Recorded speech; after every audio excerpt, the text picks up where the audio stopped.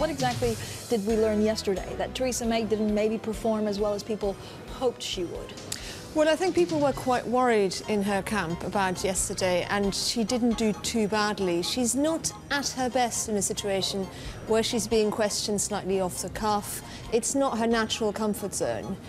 So I think the verdict is she did okay. She's perhaps not as good at it as, say, David Cameron was. You know, she doesn't seem as spontaneous.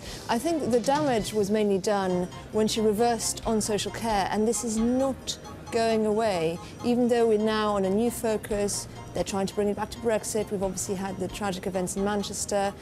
The social care issue, the dementia tax, as it's being called, is still coming back to haunt her. Yeah, but so Svenja, if you think about it, so what, a couple of weeks ago, or a month and a half ago, there were 20 percentage point difference, right? Now it's narrowed so much. Could just anyone really become Prime Minister? Well, I think they're still in the lead, and we know to beware of polls now. What it is showing is a shift, and that's something we can't ignore. That's something that the Tories will be worrying about. Now, they're going to try and sort of hammer home these ideas of strong and stable government, and of course, that's why the U-turn on social care was so bad for Theresa May, because if your message is going to be, I stick to my guns, and then you reverse on decisions, it's a problem. But, you know, they've still got time to turn it round. Saying that, Corbyn did pretty well, I thought, last night. You know, he came across as quite good-humoured.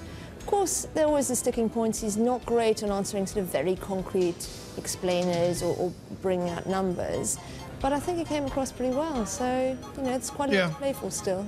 Svenja, what's the turnout going to be? As everybody engages, I mean, I was there for Brexit and the whole nation was standing still. I don't feel that for June 8th. Am I wrong? I think you're absolutely right. I think people are a little bit electioned out. I mean, speaking for myself and for the general population. I think that's one of the big fears of the Tories, that a lot of people are going to think, well, you know what, whatever happens, Theresa May is going to be Prime Minister, so why bother coming out and voting? And that's something they're really trying to push against. That's why you're hearing a lot of this demonisation of Jeremy Corbyn, who's trying to portray him as this supporter of the IRA, and this painting May as this is your least worst option almost, because they are trying to get people out and voting. Svenja, what happens on June 9th? Well, we get a reshuffle. You know, if Theresa May does win the election, which polls are still consistently showing she will, we'll probably get a reshuffle very, very quickly. The expectation so far is not massive change, so we'll get a few posts, sort of few new faces perhaps. But at the moment, the expectation is, you know, the big players still remain.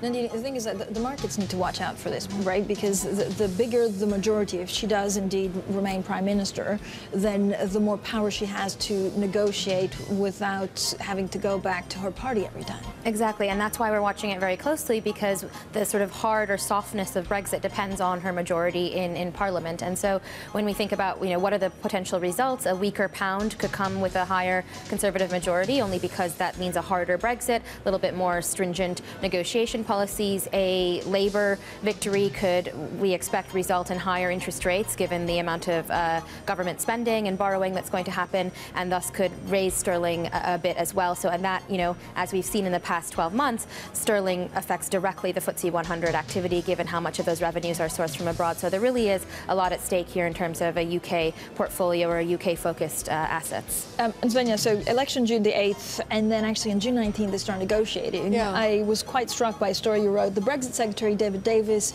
says European Union demands to protect citizens' rights here in the UK are very high. Does that mean that actually negotiations on that could go quite badly or turn ugly? Well, this has been one of the most contentious issues. I mean, there's no expectation that Britain's going to turn around and say, EU citizens who are in this country have to leave now. We're not talking at this level. What we're talking about is an EU demand that they're still subject to ECJ scrutiny, and that these rights still apply for them after Brexit. We are at this tit-for-tat negotiation. The Tories are trying to get Brexit the centre of the election agenda again. So talking about the EU as the big bad wolf is going to be a favourite strategy.